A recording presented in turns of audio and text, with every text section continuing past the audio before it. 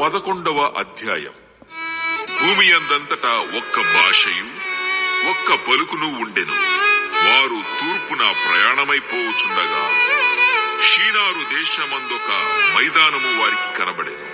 అక్కడ వారు నివసించి, మనము ఇటికలు చేసి బాగుగా కాల్చుదము రండని ఒకనితో ఒకడు మాటలాడుకొని, రాళ్లకు ప్రతిగా ఇటికలును అడుసునకు ప్రతిగా మట్టి కీలును వారికి ఉండెను. మరియు వారు, మనము భూమి యందంతటా చెదిరిపోకుండా ఒక్క పట్టణమును ఆకాశమునంటూ శిఖరము గల ఒక గోపురమును కట్టుకొని పేరు సంపాదించుకొందము రండని మాటలాడుకొనగా, యెహోవా నరుల కుమారులు కట్టిన పట్టణమును గోపురమును చూడ దిగి వచ్చెను. అప్పుడు యెహోవా, ఇదిగో జనము ఒక్కటే, వారికందరికీ భాష ఒక్కటే, వారు ఈ పని ఆరంభించి ఉన్నారు. ఇక మీదట వారు చేయదలచు ఏ పని అయినను చేయకుండా వారికి ఆటంకమేమీ ఉండదు. గనుక మనము దిగి పోయి వారిలో ఒకని మాట ఒకనికి తెలియకుండా అక్కడ వారి భాషను తారుమారు చేయుదము రండని అనుకొనెను. అలాగూ యెహోవా అక్కడ నుండి భూమి యందంతటా వారిని చెదరగొట్టెను. గనుక వారు ఆ పట్టణమును కట్టుట మానిది. దానికి బాబేలు అను పేరు పెట్టింది. ఎందుకనగా అక్కడ యెహోవా భూజనులందరి భాషను తారుమారు చేసెను. అక్కడ నుండి యెహోవా భూమి యందంతటా వారిని చెదరగొట్టెను. షేము వంశావళి ఇది. షేము 100 ఏండ్లు గలవాడై జల ప్రవాహము గతించిన 2 ఏండ్లకు అర్పక్షదును కనెను. షేము అర్పక్షదును కనిన తరువాత 500 ఏండ్లు బ్రతికి కుమారులను కుమార్తెలను కనెను. అర్పక్షదు 35 ఏండ్లు బ్రతికి షేలాహును కనెను. అర్పక్షదు షేలాహును కనిన తరువాత 403 ఏండ్లు బ్రతికి కుమారులను కుమార్తెలను కనెను. షేలహు 30 ఏండ్లు బ్రతికి ఏబేరును కనెను.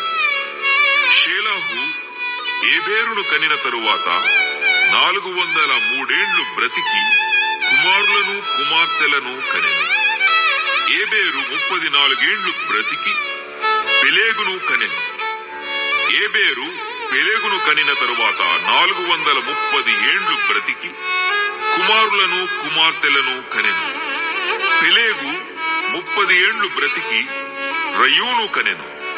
పెలేగు రయూను కనిన తరువాత 209 ఏండ్లు బ్రతికి కుమారులను కుమార్తెలను కనెను. రయు 32 ఏండ్లు బ్రతికి సెరూగును కనెను.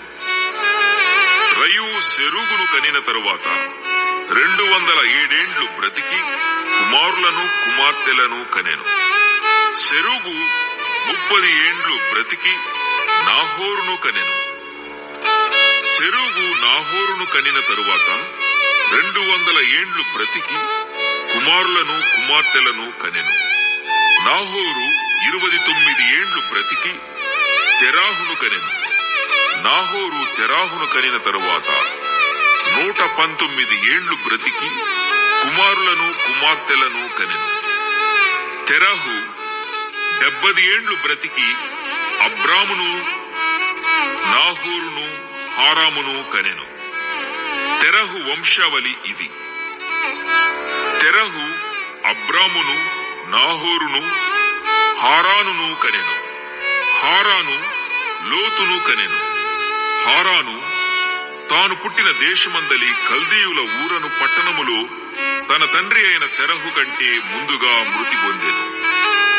అబ్రామును నాహోరును వివాహము చేసుకొనిది. అబ్రాము భార్య పేరు సారాయి. నాహోరు భార్య పేరు మిల్కా. ఆమె మిల్కాకును ఇస్కాకును తండ్రి అయిన హారాను కుమార్తె. సారాయి గొడ్రాలై ఉండెను. ఆమెకు సంతానము లేదు. తెరహు తన కుమారుడగు అబ్రామును తన